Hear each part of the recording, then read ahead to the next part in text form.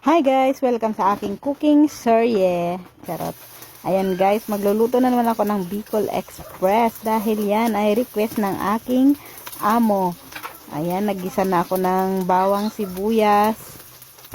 Bali napanood niya yung upload ko noong nakaraang araw at nag-request siya na yan ang aking iluto para sa aming pagkain sa tanghalian. So, ayan guys, naigisa ko, nag-brown na ang sibuyas at bawang. Ilagay na natin ang karne.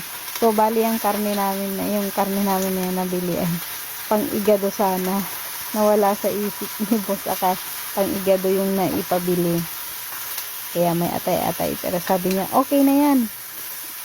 Luto na lang ng Bicol Express at pwede naman. So, ayan.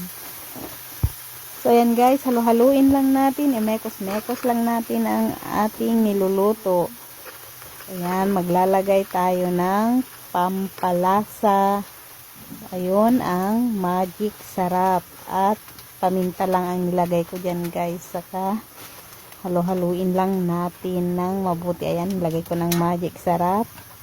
So, ako ay nagmamadali. Kanina ko pa nasabi. Ayan, maglalagay ulit ako ng pamintang durog. So, halo-haluin lang din natin guys hanggang sa medyo matuyo yung tubig.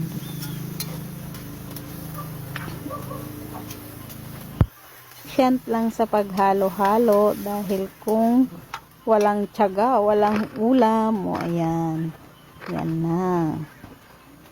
So, mekos tayo lang itagay sa tay kiwar-kiwar. So, ayan. Hanggang sa medyo matuyo yan, guys, bago natin ilagay ang alamang. So, ayan, oh. Ayan na. Ganyan na ang kanyang itsura at ilalagay na natin ang alamang. Konti lang ang inilagay ko at may ayaw ng amo ko nung maalat. Saka, hindi siya ayaw niya ng masyadong maalat kaya konti lang muna ang ilagay natin. Saka na natin timplahan mamaya pag paluto na at nailagay na yung gata. So ayan guys, sa part niyan halo-haluin lang natin ang so maghalo-halo ang alamang at karne. Ayan, ang bango niyan. Try niyo magluto. First, pangalawang luto ko pa lang to ng Bicol Express guys. So ayan, yan ang aking gamit pag panggata. Naka-pouch lang yan. So, ayan. Coco Mama Beke naman. So, ayan guys. Halo-haluin lang natin. Magdagdag lang tayo ng tubig para 1 cup na tubig para pampalambot. So, ayan. Saka natin ilagay ang sili.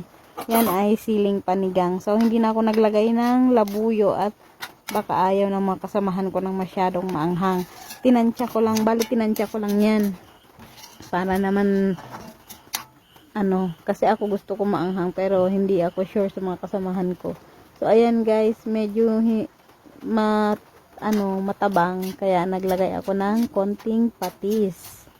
So, ayan, patis lang ang dinagdag ko. So, ayan guys, ganyan na yung itsura. Malapit na yung maluto. Konting mekos na lang guys. At pwede na yan. Patuyuin lang natin ta. Babaunin. Tanghali pa namin yan uulamin.